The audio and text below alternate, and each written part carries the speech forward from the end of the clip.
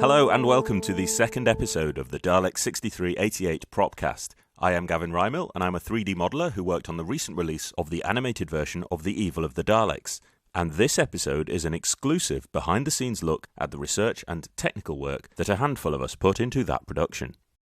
Firstly, the fact that I am able to bring some specialist knowledge is a result of the joint research effort undertaken over many years with John Green. Hello, John. Hi. And next up, the researcher and archivist who helped me immensely in figuring out accurate sets and props for Evil is Rhys Williams. Hello, Rhys. Hello. And last but definitely not least, we are joined by Rob Ritchie, who is a 3D modeller, animator and compositor for The Evil of the Daleks. Hello, Rob. Hello, Gavin. I'm aware that your availability for recording tonight is precarious, to say the least, Rob, and I think we are likely to suddenly lose you, but hopefully not too soon. So thank you for joining us amidst your relatively new family commitments. Oh, it's a pleasure to be here. And thanks also to you, faithful listener, for joining us for our second episode. We had lots of lovely feedback about our first episode, mainly about biscuits. I'm afraid there is no stupid quiz this week, as we're just too jam-packed with facts. So, John, you've now seen Evil. How did you find the new animated version? It was a real new experience, and I thought it was great. Really enjoyed it. Rhys, I saw your name in the credits. Have you managed to see Evil yet? I actually haven't. I'm frustratedly awaiting my delivery, so I'm very jealous of you all for having already seen it, but I'm very much looking forward to it. Not only because I've been hearing nothing but praise for the animation, but also I've been really hoping for more of Rob's brilliant 3D Daleks ever since the Power of the Daleks animation. One of the many nice things about the Power animation was that it seemed to result in a huge upsurge in appreciation for the story, which before then had seemed to be the slightly underappreciated sibling of Evil. So it'd be interesting to see what effect being animated has for the popularity of Evil. Will it regain its crown as the most favoured Troughton-era Dalek story? Power seems like such a long time ago. Only a few years, really, but even back then, it was amazing just to get the call, just to provide the 3D Daleks based on the stuff that I'd done on YouTube, which was test clips for Evil, test clip for Power. And now it's bizarre that was about 13 years ago or something, where those test clips were done. It's kind of, this is a bit like closure, emotional closure. And now I can sleep at night. Actually, no, I can't. I've got a newborn. What am I on about? Let's hope she doesn't make an appearance too soon tonight. Well, actually, she, Izzy, my daughter, I did actually manage to sneak her into the antique shop. Oh, brilliant! Just on just a little painting on top of a table. Oh, lovely! That was quite a last minute thing to put in. Brilliant. And if anyone complains about that Easter egg, they have a heart of stone. I'm going to write a letter right now. Why? There will be. You'd have thought that I'd have learned from Easter eggs from the faceless ones, where pretty much on the faceless ones it was a case of I started with one and I got a bit of a hit from it, and I thought, well, this is quite fun to do. How many more can I do unsolicited? And it was quite bizarre because I remember one of them doing the poster of two different masters, and people were up in arms about it and saying, "Oh, this is the BBC forcing their agenda on us." And there's me on Twitter going, "Well, this is me on New Year's Day watching the episode go out and thinking, oh, this could be quite fun. I'll power up the PC and I'll drop a poster in." So I love the fact that people think there's a lot of premeditated thought that goes into the Easter egg, but really it's a spur of the moment. Oh, that would work there. I'll do that. Yeah, it was a bit of fun. And I did sneak a few other on the coffee machine in the Tricolor Cafe. It's got Lamb and Company in honour of our friend Anthony Lamb, who may appear on the podcast at some point. I'm reliably informed by Rob that the cans of coffee beans I put my name on in the Tricolor Cafe, which I have no memory of doing, so I need to go back and look for it. Oh, the jukebox in the Tricolor Cafe has airs, as in Mark Ayres, for the musical connection. on the front of it, but I think it's defocused, so you can't quite see it. So there was quite a lot of hype about Evil coming out. The worst kept secret ever. yeah. And it seemed to be one that people were looking forward to more than many of the others, perhaps. At the back of my mind, I always thought that it would be quite a while before they would do Evil. And I mean, going back to the Faceless ones, I was really, really surprised that they opted for that one, because for me, the Faceless ones didn't really seem like a story that would be pushed to the front of the queue to be done as a DVD, and I kind of thought that they would save things with Daleks to be big sellers and maybe further down the range. So even finishing the Faceless ones, I didn't have a foggiest clue that Evil was on the cards. And it was great that I got that call, and I got the heads up just finishing the last parts and submitting stuff. And they said, right, it wasn't even confirmed. It wasn't confirmed for months after Faceless Ones was out there. But I made a start. This is ridiculous, really. This is why you should never really get a fan to work on them, because I thought, oh, great, Evil of the Daleks happening. I know it's not been confirmed. I know it's not been greenlit, but it's happening. So I'm going to go away and start rebuilding various elements. So I didn't want to use the Power model, the Dalek model from Power. Because, I mean, from looking at it time and time again, I kept thinking, well, there's things I can do better. I can add a better control for the eye to get more expressions out of them that way. So I just went completely back to scratch and just built a brand new model. And various other things, like I started to do, I already had a lot of elements lying around on the PC, like the Emperor's throne room, the Emperor. He needed rejigging a bit and some changes to try and make it more screen accurate. But yeah, so I was churning stuff out for about 2 months or something before it actually got greenlit. Even Maxtable's lab, I started and got quite a lot of progress on with that.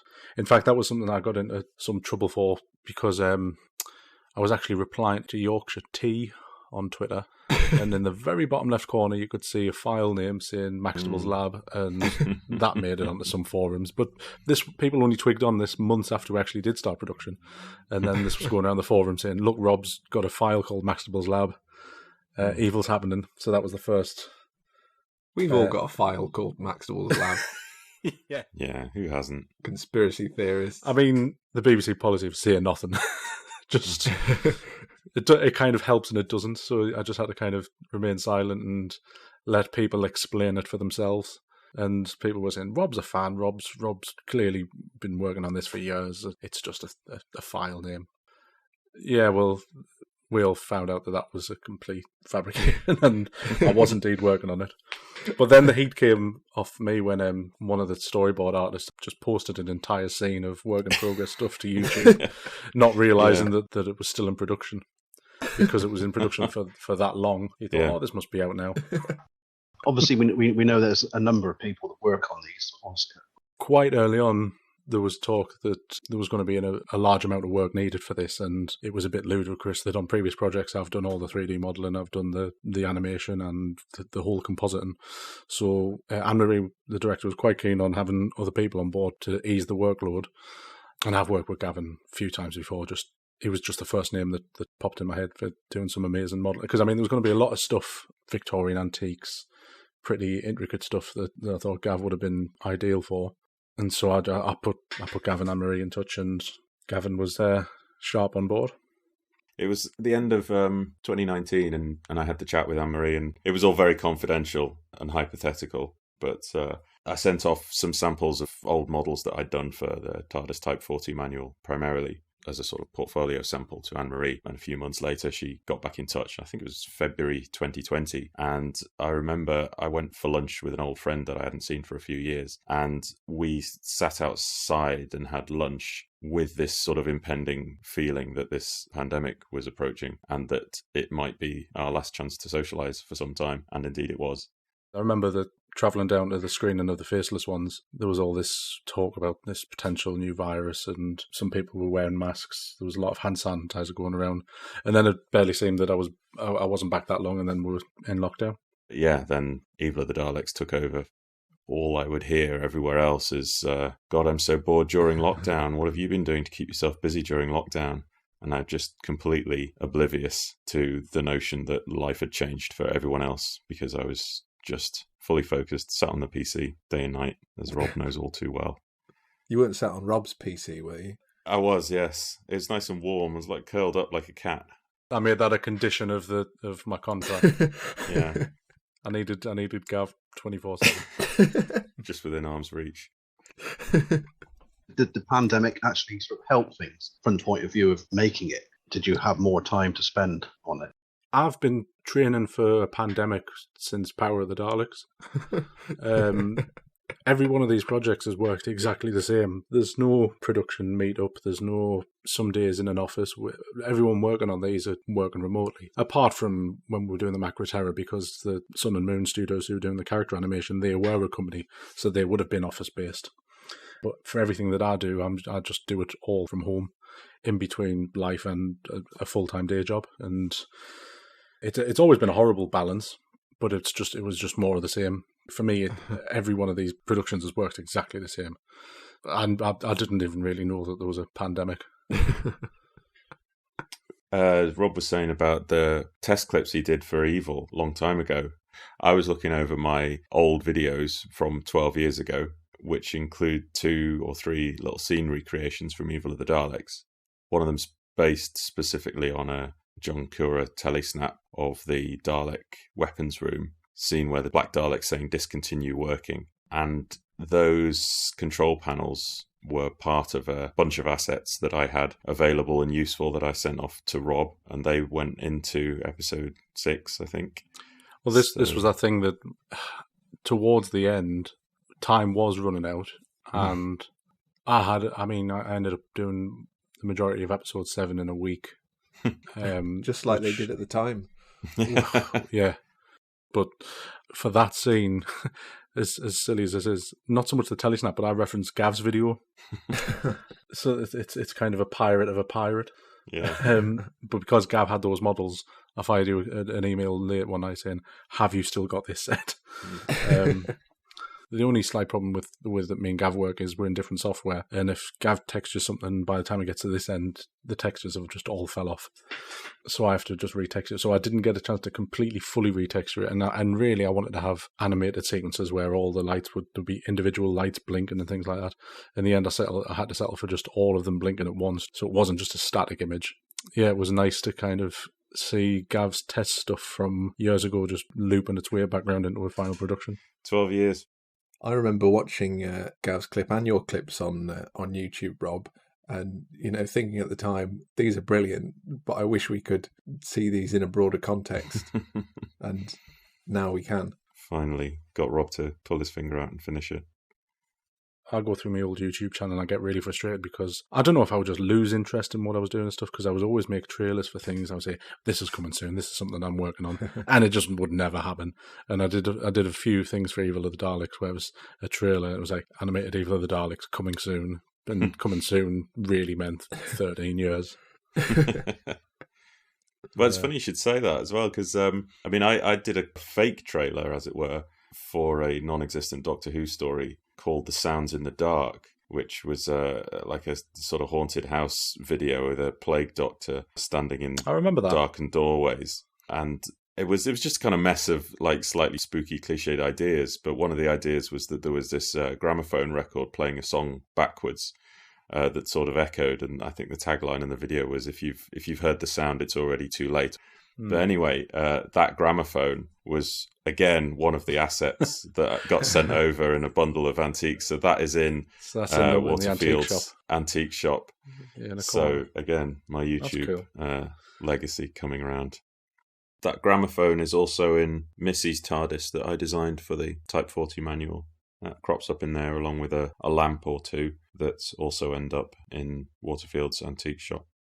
When Victoria packs her stuff up and leaves her cell, she has a book and a mirror and a hairbrush. And the book is an old prop that I had handy, which came from the secondary TARDIS control room from the Type 40 manual. So, although sadly you can't see it on screen, the book that Victoria has is The Adventures of John Green. Oh, really? Will there be a website tracking your reuse of your own props in 100 years' time? God, yeah. A virtual 6388 page. God. Leave that to somebody else. I don't think I'll be doing that. I'm going to have to shoot. I knew I was going to be interrupted. Sorry, guys. That's all right. Don't worry, Rob. Don't apologise at all. We knew it was on the cards. Thank you so much for coming on. See you. Good luck.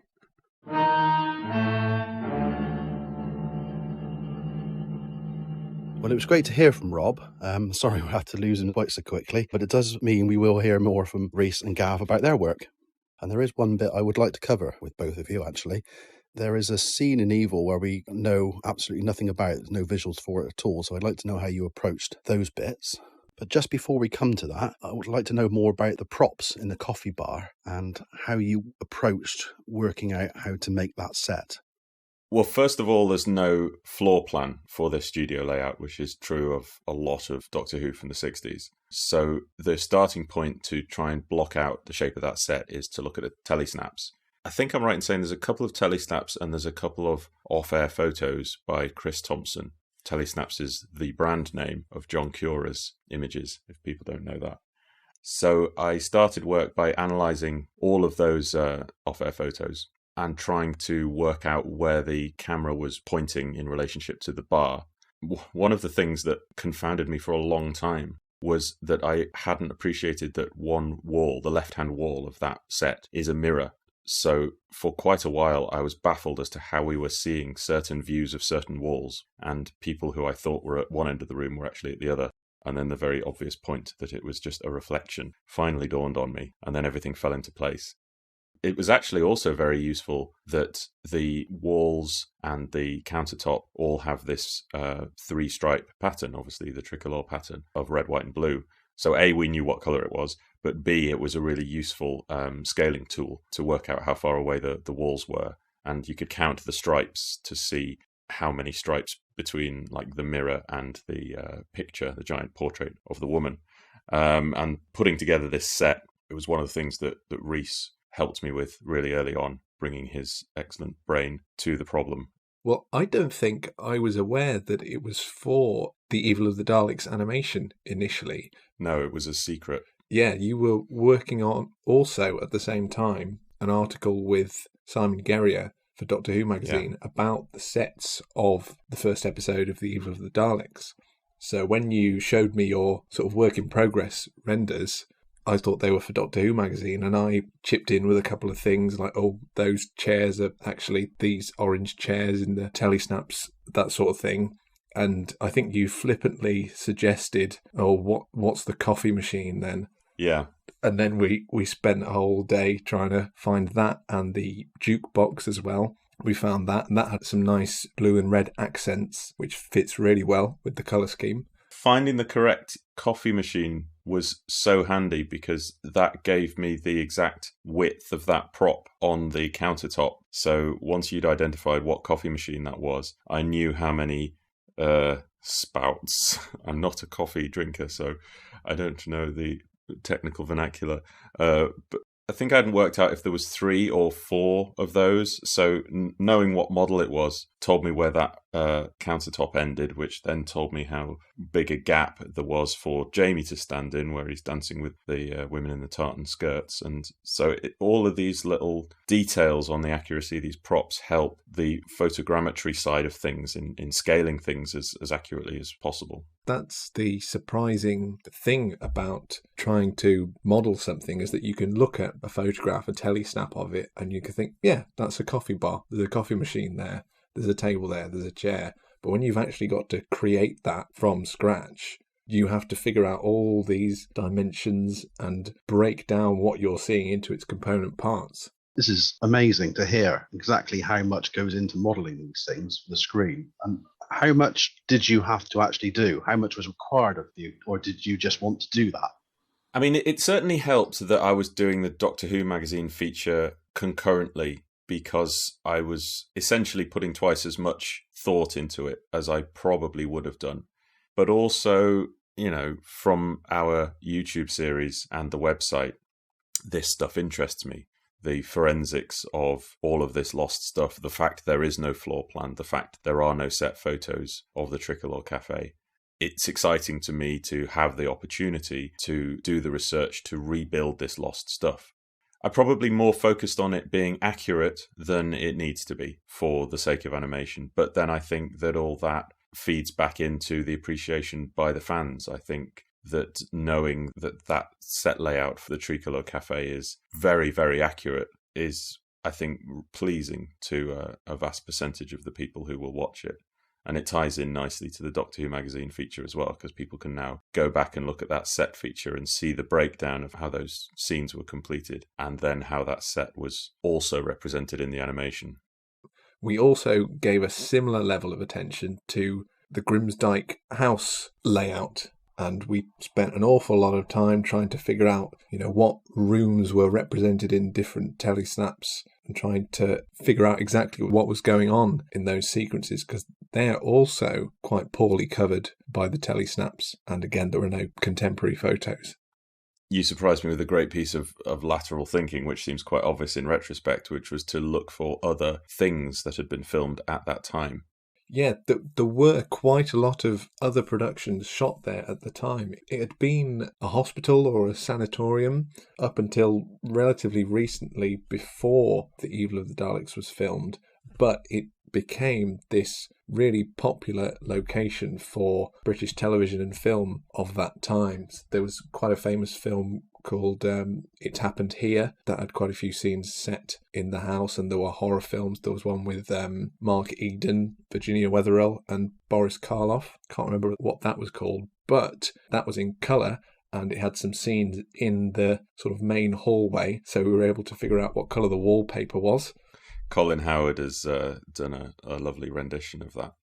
One of the biggest mysteries on that landing section was the dreaded Kemmel fight. And the telesnaps cover the geography of how the fight starts, because you can see that it begins with Kemmel coming up the stairs from the front door of Grimsdyke reception area. That's actually changed slightly in the animation, so he's standing on the top landing and Jamie's looking up at him. And then you can see in the telesnaps where they're both standing when Kemmel gets the vase smashed on his head, and we worked out where that table must have been, and that Kemmel got thrown over the banister and smashed that table. I think it was thanks to the wallpaper again. We were able to precisely locate one of the telesnaps because it had the wallpaper in the background. The pattern of the wallpaper wasn't quite repeated perfectly. Yeah, that's right. I modelled that entire landing and the arches where Victoria is escorted through by the Daleks, just below and to the right of the scene where Kemmel and Jamie fight. So once I'd put all that together, I was able to do overhead renders and label each area of the 3D model where on screen each piece of the action takes place. Like Kemmel comes up the stairs here, gets smashed on the head here, and I was able to align the telesnaps to the 3D model to show where the camera positions were for each telesnap. And I was able to supply them to Anne-Marie and the animation team so that they could understand the movement of the characters through that entire environment. But the one thing that we couldn't quite crack is what on earth happens when Jamie goes into the junk room and then Kemmel following him through the room, and then the telesnap after that, Kemmel is dangling off a rooftop. So how does Kemmel get from the interior to the exterior? We don't know. People say things like he fell through an open window. I recall you telling me that you tried emailing a couple of the original production team, but didn't have any luck. But have we tried asking any of the fans who watched the original broadcast? We have asked David Howe and Fraser Hines and Jeremy Bentham, and they all essentially say the same thing, is that they have this vague impression, but they're not sure. I can't remember who it was, but they said they definitely remembered Kemmel charging like a bull. Jamie's position is strange. We couldn't figure out what he was trying to do by the door. It looks as though he's anticipating someone coming through the door. Somebody suggested he was hiding from Kemmel. But Kemmel's coming from the wrong direction for him to be sort of hiding, waiting to trip him up when he comes through the door, because Kemmel would have seen him. It looks like he's sort of cautiously opening it, as if he's opening it not sure of what will be inside, or he's just closed it after seeing something shocking. Yeah, because I got the impression that he opened that door saw danger on the other side and closed it again. Because that's not the door that they come through from the landing, which is, I think, what people assume. There's looks like a sort of wicker basket with a rope nearby it. And we reasoned that the rope may be what Jamie slings around something around the door in order to trip Kemmel. And I think people assume that the next telesnap is Kemmel bursting into the junk room. And I think what we realised is that it's actually Kemmel going out into the blackness. Yeah. And I think the basket is under his foot in the second telesnap, where you see the door open and him sort of going through it. We suggest that the house was either half built or falling down, but either way that there was a door that opened into thin air, which I also suggested to the director, Anne-Marie Walsh, was a little callback to the Dalek Invasion of Earth. Because David Whittaker script-edited Dalek Invasion of Earth, he wrote Evil of the Daleks, and I just nudged it in that direction, saying perhaps David Whittaker had this notion in his mind from his earlier Dalek serial work, that there was a door that opened to nowhere and it resulted in somebody dangling out of that doorway. So that resulted in me building a door on the outside of the mansion wing that just opened into thin air with a roof sloping beneath it, and that's what Kemmel ends up dangling from. That rooftop must have been at Ealing rather than on location at Grimsdyke. But there was even a question mark over whether or not the junk room scene in the telesnaps was definitely at Grimsdyke, or whether there's brief possibility that that was mounted at Ealing as well. But I think we discovered that they brought props onto the location. Yeah. The problem we face if we decide that door leads immediately out, in that Jamie would then be sending Kemmel straight to his tumbling doom, and that's a difficult thing to reconcile with his character and the fact that he immediately tries to save him. Is there no information in the script that covers this sort of aspect, this sort of detail? Well, there would be if it was a sequence shot in the studio, but because this was recorded on location, those details were not needed to be included in the camera script, which was purely to tell the cameramen and the vision mixer what to do in the studio recording. The filmed sequences were done ahead of time, and there would have been a separate script for the film sequences with a shot breakdown, and that script doesn't exist as far as we know. Right. The camera scripts will sometimes give a brief description of the film insert, but not enough to cover the intricate details. So in the camera script for this particular episode, it says Jamie appears under camera, established corridor, moonlight filters in, Jamie starts to move, then stops, Kemmel steps out of the shadows and faces Jamie. Then you have the episode captions, title overlaid, and then we just seem to get the end of a later point in the sequence. It says Kemmel lowers Jamie to the first floor beneath the window. Jamie gets up, moves away. He is about to go on when below him a door opens and a shaft of light illuminates the corridor. Jamie goes back to investigate. And I'm not entirely sure what bit of action that would represent. Perhaps that's a hangover from the draft script, because that doesn't quite seem to correspond to the action as we know it. You'll never believe this. I've just had an email from David Tilley. No way. I'm going to show my ignorance here, but who is David Tilley?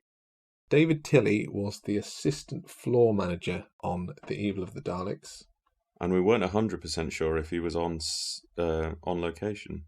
No, well, according to the production guide, just specifies the studio episodes, because I suppose there's no floor on location. No. It's nature's floor. It's lawn. It can't be managed by one individual. No, God.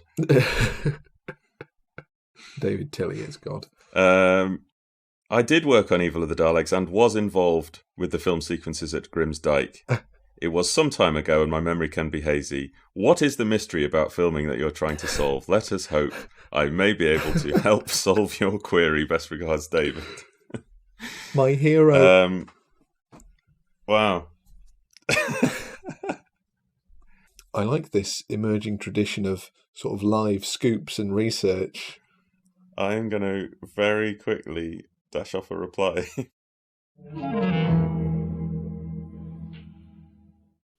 When talking about the exterior of the house, as we've just come to, there is one particular amazing sweeping shot of the house as well. How did that come together? I mean, I should stress at this point that my input into this process, I'm purely modelling. So for anything such as the mansion exterior, I provide the model, which then goes to Colin Howard, who's a texture artist, and he then painstakingly paints the bricks and everything onto a texture map, which Rob then overlays onto my model. And in the case of that mansion shot that you're talking about, Rob then animates a complete sweep around the building. I'm doing what I love, which is analysing photographs, pulling resources together, working out sizes and distance and shapes, and building 3D models, and then just passing them off to someone else to worry about. In the case of the mansion, we're lucky in that the mansion still exists, and they have an excellent website which has 3D virtual tour, so you can go around the rooms. That was extremely useful for modelling the landing and the Great Hall. But also John Kelly's range of photographs that he took of Grimsdyke were absolutely invaluable. They gave me every angle I needed for every bit of that building. So I actually used a satellite photo, I think it was Google Earth, to get the floor plan, the ground plan shape of the building as a whole. And I started with that. And then I used John Kelly's photos to work out all of the intricate details of that front. There was then the question of where do we put Maxtable's drawing room, which opens that scene in episode 2 of the Doctor with his supposed hangover. And initially I'd put it on the left-hand side facing the camera. And what you're actually looking at in the establishing shots of Grimsdyke and in the final animation is actually the rear of Grimsdyke. So it's got a very small back door, desperately trying not to say back passage.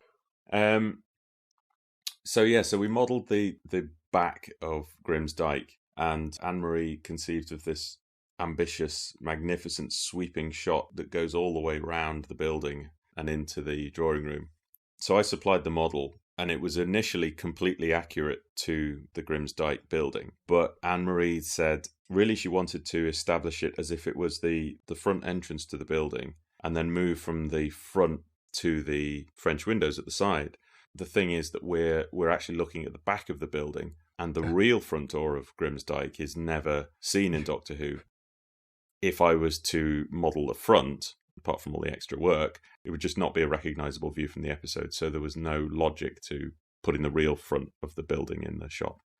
So I had a little think about it, and I thought the best compromise was probably to just move the front door and put it on the back of the building.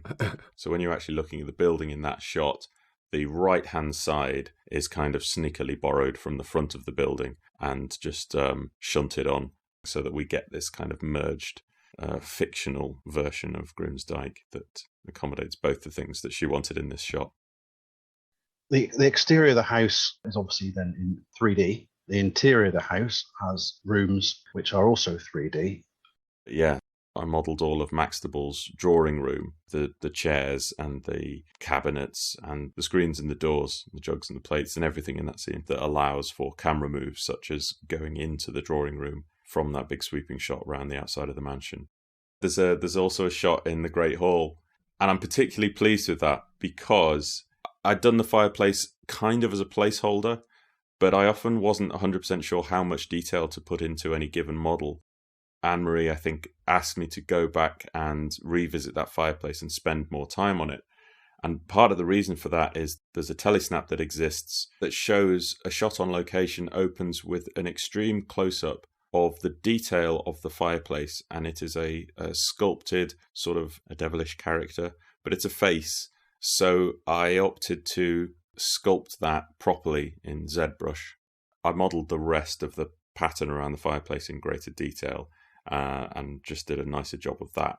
So it was really pleasing that there is a shot in the animation that reflects a little of what we understood of the footage that was taken on location at Grim's Dyke, which is that the camera pulls out from this extreme close-up of the sculpted head on the fireplace, and then Rob's done this beautiful 3D shot moving up to the balcony where Victoria is, which is called the Minstrel Gallery, which has Victoria as a 2D object standing on that balcony.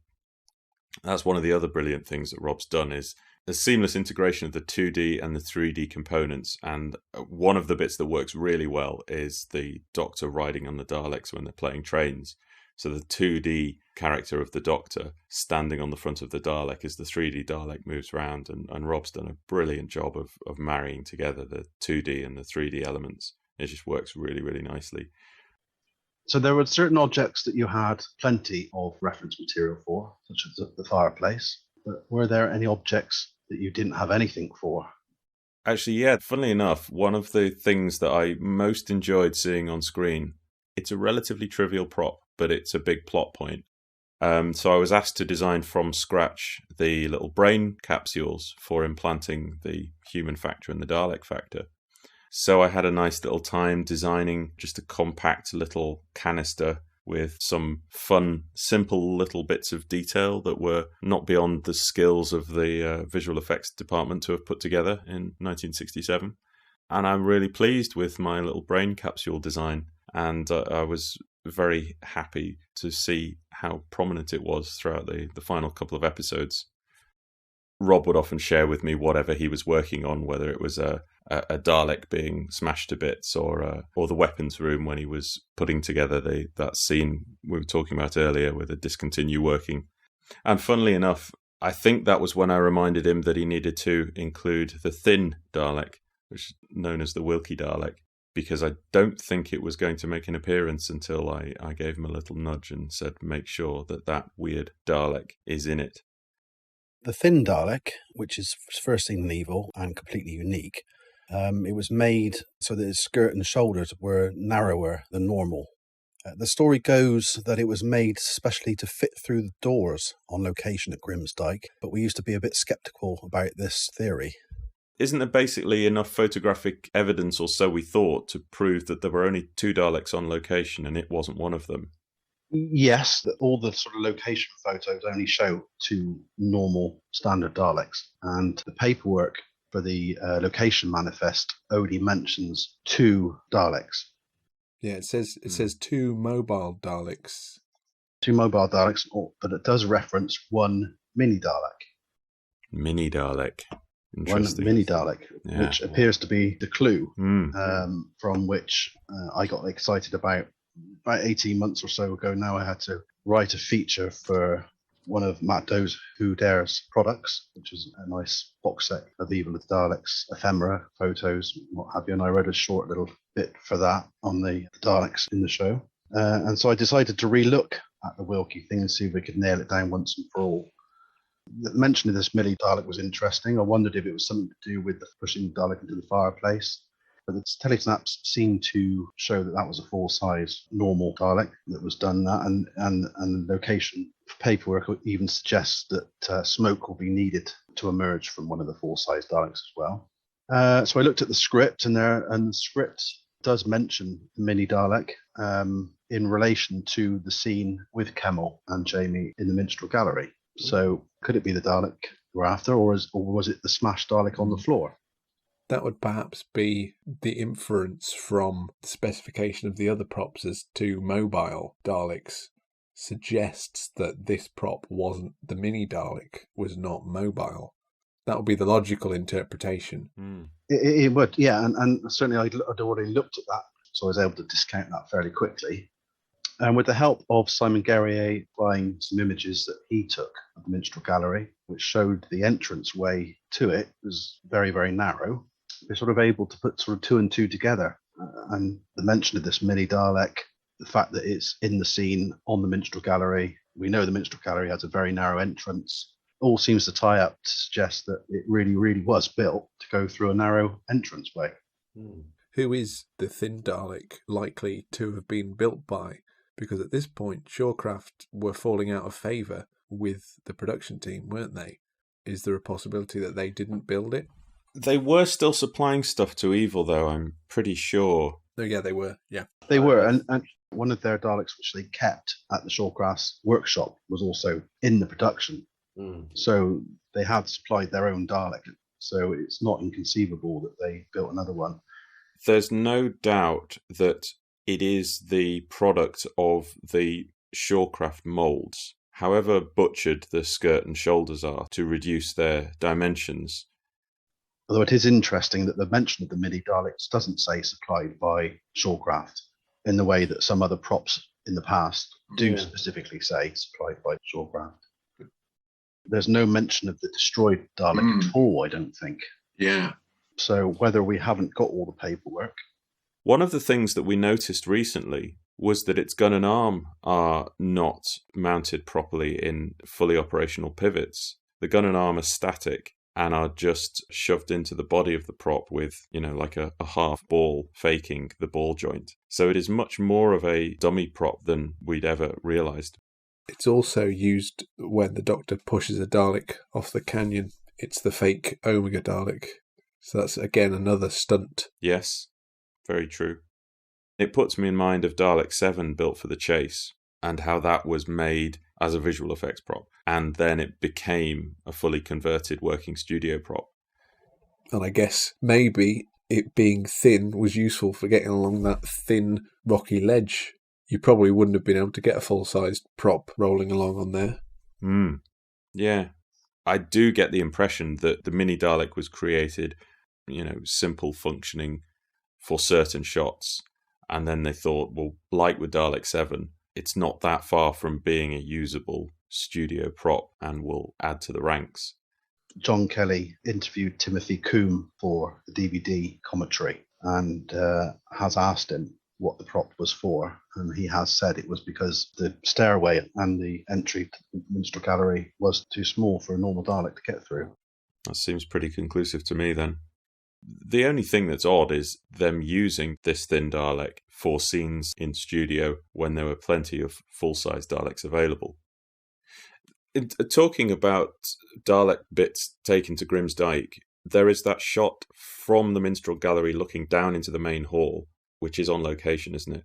After Jamie and Kemmel push the Dalek over the railing and it smashes. And those visual effects components scattered on the floor, you were able to identify that they were actually recycled, I believe. I did, yeah. That all came about because I was snapping the telesnaps off the old BBC Doctor Who site while I still had the chance. And I just happened to sort of glance at that one and noticed a particular pattern of black damage on one of the slats, and it just looked very, very familiar. And so I went back to Power first, thinking that would be the obvious place that I'd seen it. And it matched up perfectly to the damaged Dalek in the final shot of Power of the Daleks, the shoulder section. It's the very distinct diagonal pattern of black dots. And then from that, you can see that the whole thing was the same prop.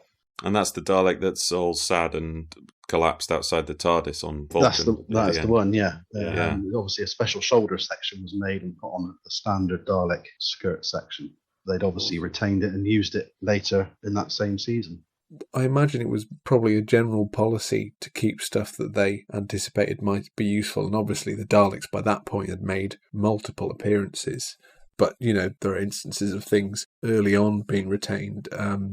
Part of the model for the Dalek City in the first Dalek serial, that was reused as a mountain in a model shot for Marco Polo. So obviously this was a standard practice where they'd sort of look at what had been produced and think, hold on, we can salvage this. I believe Ray Cusick said that there was someone in charge of that at the BBC props department. They would pilfer what might be reusable out of the outgoing items. Because it was often marked on set plans, wasn't it? Retained for the rest of the serial, retained for future. Yes, and a couple of set pieces from Fury from the Deep were reused in The Wheel in Space. On the design plans, it says reuse from existing component from serial RR, Fury from the Deep. So it was obviously a well-established practice. Yeah. Well, that was a really fascinating chat, actually. I've come to appreciate just how much work goes into these animations now, and you can really see the heart and soul that gets put into it. So congratulations to the three of you for all that work, and I think people are going to love the result. Although I put a lot into it, I'm not on the animation team, I'm not texturing, I'm not in charge of the blocking or the directing or any of that, so I can fully appreciate all the hard work that everyone else has put in, and I thoroughly enjoyed watching the Evil of the Daleks animation. Honestly think it's the best animation of the range so far, and I do hope they continue. Yeah, I only had very teensy-weensy involvement compared to Gav and certainly compared to Rob, but it's something I was thrilled to make a small contribution to. I hope you got a TARDIS wiki page by now. I'll make one. Yeah, I will. Right, okay, that seems to wrap things up for this particular episode. Yeah. So it's goodbye from Rhys. Goodbye. And it's goodbye from Gav. Goodbye. And it's goodbye from myself. Bye. Bye. Bye. Bye. Bye. Bye.